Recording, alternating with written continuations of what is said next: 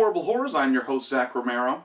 Today's episode may be a little more somber than most because in the year 2015, we've lost a lot of great cinema heroes, and so we would like to honor them in our own special way. So, to celebrate the legacy of the late Roddy Piper, today we're going to be looking at his NC-17 film, Back in Action. So the film starts with some sort of funeral/drug deal between Roddy Piper and his van of manly men against the worst examples of sunglasses in the early 1990s. Things are tense between the two groups when suddenly all hell breaks loose thanks to the actions of this man. This ball-punching, neck-snapping, loose cannon is none other than Billy Blanks. Now, if the name Billy Blanks kinda sounds somewhat familiar to you, you may better know him from this. Count it! Count it!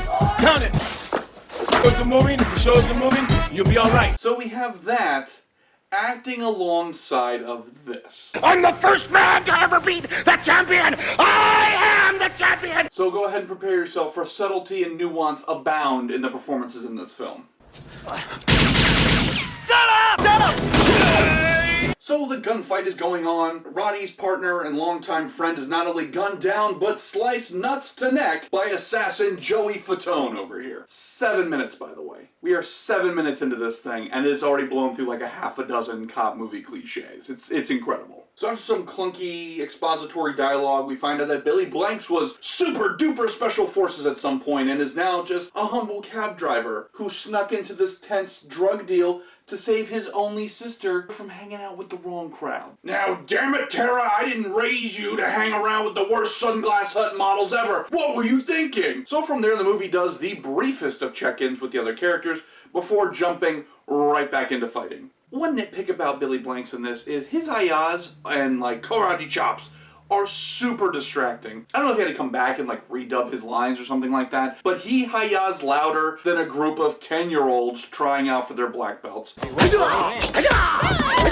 So not 10 full minutes after the opening shootout, we all get what we came for. Piper and Blanks doing their best They Live impression and just beating the hell out of each other all over the place. I hate that karate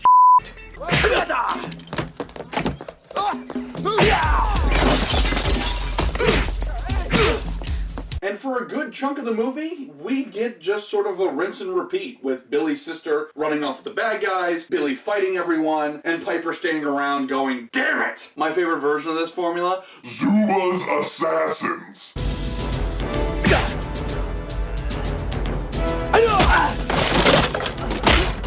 Finally, we meet the big boss of this generic villain cartel. It's the bad guy vampire from Forever Night. What? Does nobody remember that show? It was on Sci-Fi Channel all the time. What is this? Well, my mom and I used to watch it together. How does nobody Anyway, so Piper's a sly little to him, and then Fatone jumps in and takes on Roddy. Now this is actually my favorite fight scene from the movie for two distinct reasons. One, Roddy Piper cannot stop talking during this scene. Every other fight scene is full of hi-yahs and Foley artist punch sounds. This has its own commentary track of Roddy just jaw-jacking. Fight me! Fight me! Fight me, tough guy, huh? You wanna fight? Number two, this is the first time in the movie where Roddy actually has the upper hand for a second. All the other fight scenes, Roddy's on the reactive side of things. He's either attacked by gunfire or by Captain Tybo. He's always at the disadvantage. However, in this fight, which is the one in the movie you would assume that Roddy would get beat in, because the boss says he'll die, Fatone grabs him from behind, but nevertheless, Roddy just squashes the guy. Plus, he sets Fatone's testicles on fire. Who doesn't want that in a movie? I gotta pause this for a second and go over a couple of things. So, as of right now, we're about 2/3 of the way through the film, and thus far, it's pretty much run like clockwork. Every 8 to 10 minutes, without fail, there's a huge, overblown action scene, whether the plot needs it or not. It's actually quite impressive. However, it's at this point I gotta be a little bit of a Debbie Downer and point out some issues. Since we're fast approaching the climax of the film, the movie decides to now suddenly start pushing in 5 directions at once. Which, hey, that's fine, do whatever you gotta do to pad out the film. But to accomplish this, all of the main characters suddenly act like either idiots or assholes for no reason. Some examples. Despite being saved several times by her older brother, Tara decides to run off with her henchman boyfriend without telling anybody. This leads Billy Blanks to go on a killing spree because he thinks the evil crime syndicate has kidnapped his sister, which they haven't. So yes, he's he's killing bad guys, technically, but they're innocent in regards to kidnapping his sister. Roddy Piper's April O'Neil love interest magically gets a tip where Tara and her hench hubby are, and without letting Piper know, she just goes and decides to interview them, and oh no, they all get captured. So now Roddy and Billy are potentially joining forces to track down the villains, save both of their ladies, and flicks. However, Roddy's still a little bit on the fence at first, until Billy assures him they're on the same side. What I'm trying to say is you don't want to shoot me. Help me.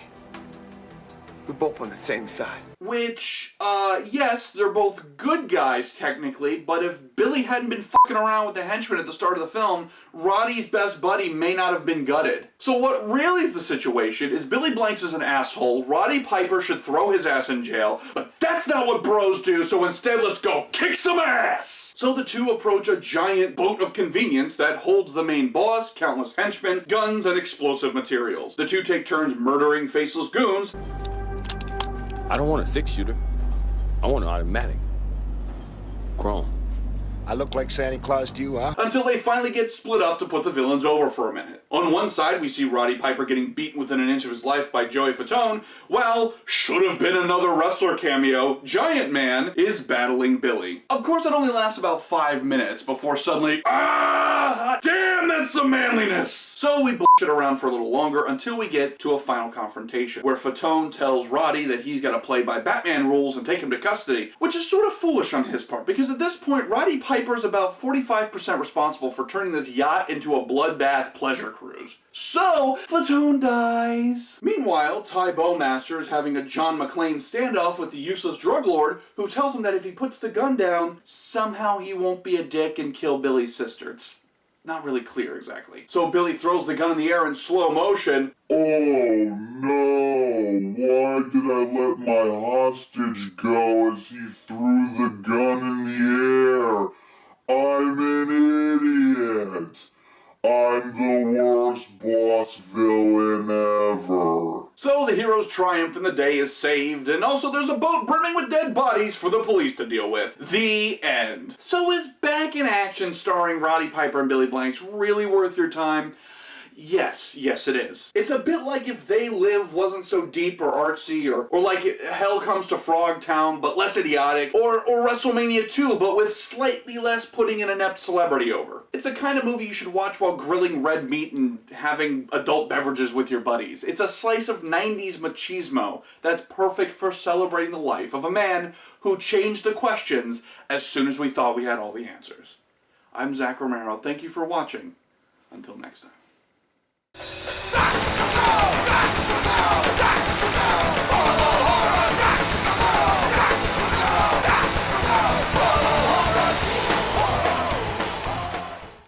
Think we can get up there? If we don't, we will. Is that the best answer you can give me?